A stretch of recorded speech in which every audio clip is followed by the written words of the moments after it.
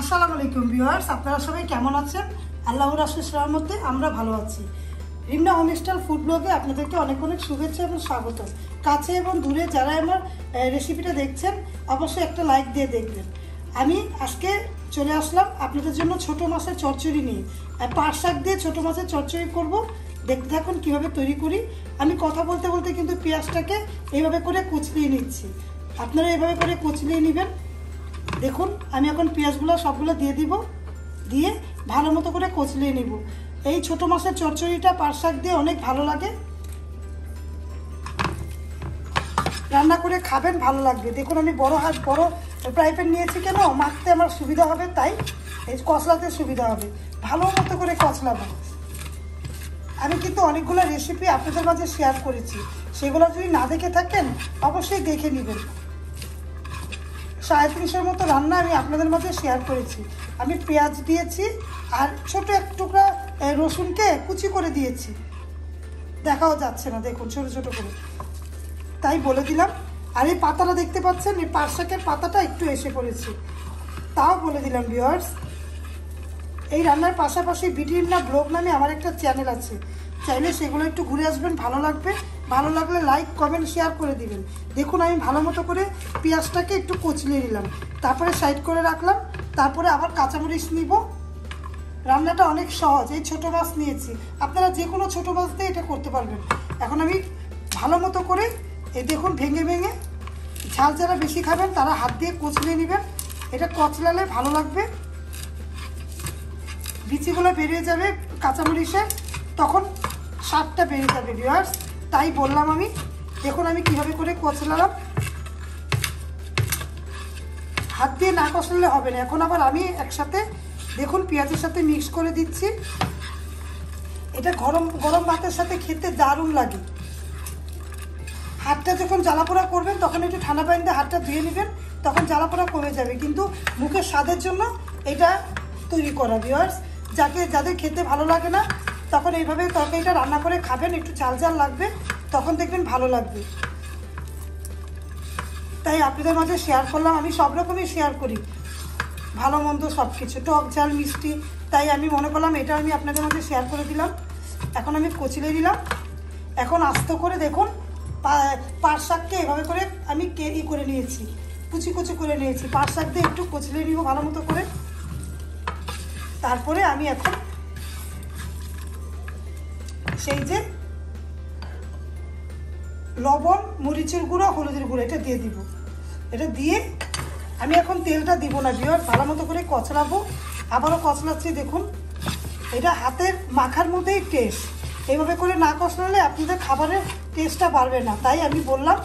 এখন আমি সেই যে মাছগুলো এই হাত দিয়ে নিব, সমস্যা নেই।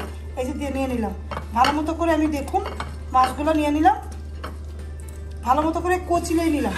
এখন আমি ভালো মতো করে আলতো আলতো করে মাখাবো, কারণ মাছগুলো যদি ভেঙে যায় তখন কাটা কাটা হয়ে যাবে। আমি এভাবে করে দেখুন আমি কষলালাম আলতো আলতো করে। তারপরে আমি এখন কিটা বাকি আছে বলেন ভিউয়ার্স, শুধু তেলটা দিব আমি। এখন তেলটা দিব পরিমাণ মতো। এরকম রান্না কার কার পছন্দ কমেন্ট করবেন। দেখুন আমি এভাবে করে করলাম।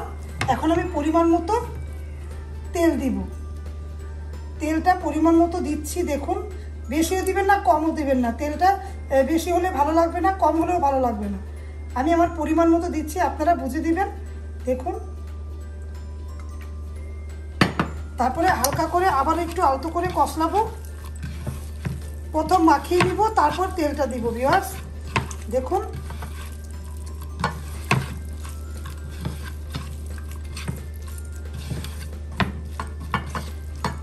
আমি এরকম করে রান্না অনেকবার করেছি, তাই মনে করলাম আপনাদের মধ্যে শেয়ার করি।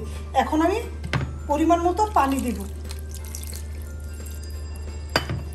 দেখুন পানিটা দিলাম, এই পরিমাণে পানি দিব, আর কিছুই দিব না। এখন আমি এভাবে করে চুলা আঁচ কমিয়ে চুলায় বসিয়ে দিব।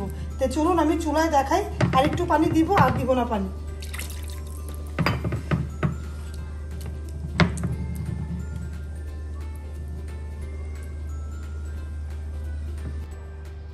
ভিউয়ার্স আমি 10 মিনিট মাখিয়ে রেখেছি, তারপর চুলার মধ্যে নিয়ে আসলাম। তারপর দেখুন চুলাটা বিসমিল্লাহ করে জ্বালিয়ে দিলাম। এখন একটু বাড়িয়ে রাখবো, তারপরে কমিয়ে দিব। এভাবে করে রান্না করে খেলে অনেক ভালো লাগবে। আশা করছি রান্না করে আমাকে কমেন্ট করে জানাবেন। আর দেখতে থাকেন, আমি অনেক রান্না আপনাদের মধ্যে শেয়ার করেছি। আমি কিন্তু 350 মতো রান্না দিয়েছি, কারণ আমি টক, মিষ্টি, ঝাল সব রকমই দেখিয়েছি। মিষ্টি আইটেমও দেখিয়েছি, আবার টক, ঝাল এরকম করে ছোট মাছ, বড় মাছ সব কিছু দেখিয়েছি। আপনারা একটু ঘুরে ঘুরে আসবেন। যদি ভালো লেগে যায়, কোনটা ভালো লাগবে আমি তো বলতে পারবো না ভিউয়ার্স, তাই না? তাই দেখতে থাকেন, আমি একটু অপেক্ষা করি বলকের জন্য। ভিউয়ার্স বলক এসে পড়েছে দেখুন। এভাবে করে একটু নাড়া দিলাম। এখন চুলার আঁচ একটু মিডিয়াম করে তারপর অপেক্ষা করব, 3 থেকে 4 মিনিট অপেক্ষা করব ভিউয়ার্স। এভাবে করে চুলার আঁচ মিডিয়াম করে আমি অপেক্ষা করি। ভিউয়ার্স আমি 4 মিনিট পরে চলে আসলাম। দেখুন একটু দেখুন, আমি এভাবে করে নাড়া দিচ্ছি।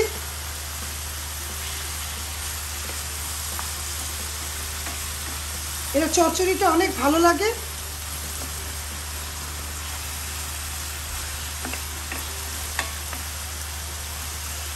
এভাবে করে একটু দেখলাম নাড়াচাড়া দিয়ে।